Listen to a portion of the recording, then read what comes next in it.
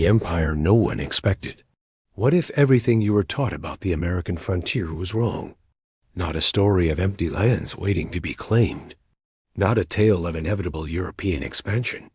But a world where a native power mobile, ruthless and brilliantly adaptive, stood at the center of North America, controlling trade, dictating diplomacy, and forcing European empires to negotiate on their terms. This was not a wilderness. This was an empire. The Comanche Empire, a world before horses. Before they became masters of the Great Plains, the Comanche were something very different. Originally part of the Shoshone people, they lived in the Rocky Mountain region, moving through harsh landscapes shaped by survival and adaptation. Their lives were structured around hunting, gathering, and limited mobility. Power was local. Influence was small. But everything changed in the 17th century, with the arrival of a creature that would rewrite history. The horse. The horse revolution. When Spanish colonists brought horses to the Americas, they unknowingly unleashed one of the most transformative forces in human history. Some of these horses escaped. Others were traded, many were captured. And the Comanche did something no one else did quite as effectively. They mastered them. Horses didn't just improve mobility, they redefined existence. The Comanche became unparalleled riders, capable of hunting bison at full speed, traveling vast distances in days, and striking enemies with devastating precision. Children learned to ride almost before they could walk. Warriors could lean off the side of a galloping horse, using it as a shield while firing arrows beneath its neck. This was not adaptation. This was transformation. Chapter 3. Birth of Comancheria. With speed came expansion. By the 18th century, the Comanche had carved out a vast territory known as Comancheria, stretching across present-day Texas, New Mexico, Oklahoma, and beyond. But this was more than land. It was a system, a network of power, trade, and control. They dominated the southern Great Plains, not by building cities, but by mastering movement. Where empires built walls, the Comanche built range, and range made them unstoppable.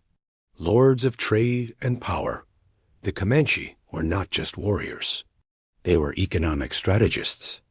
At the center of their empire was a powerful trade network that connected native tribes, Spanish colonies, and later American settlements.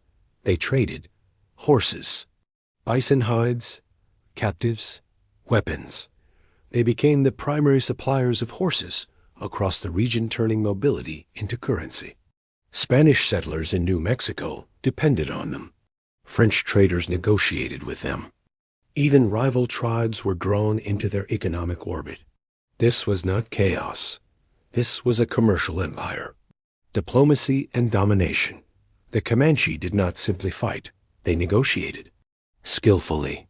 They forged alliances when it suited them and broke them when it didn't. They played colonial powers against each other, Spain, France, and later the United States, extracting tribute, goods, and influence. At times, Spanish officials in New Mexico chose diplomacy over confrontation because they knew war meant devastation. Comanche raids could strike without warning, disappearing into the plains before any army could respond. Peace was often bought on Comanche terms. The culture of power. At the heart of the Comanche Empire was a society built on flexibility and strength. Leadership was decentralized. Bands operated independently, but were connected through language, culture, and shared identity.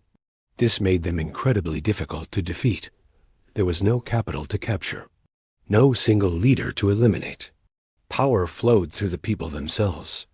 Their culture celebrated skill, bravery, and adaptability. To survive and thrive on the plains required constant innovation, and the Comanche excelled at it. War on the plains. Comanche warfare was fast, precise, and terrifyingly effective. They did not rely on large, slow armies. Instead, they used speed and surprise. Raids could cover hundreds of miles.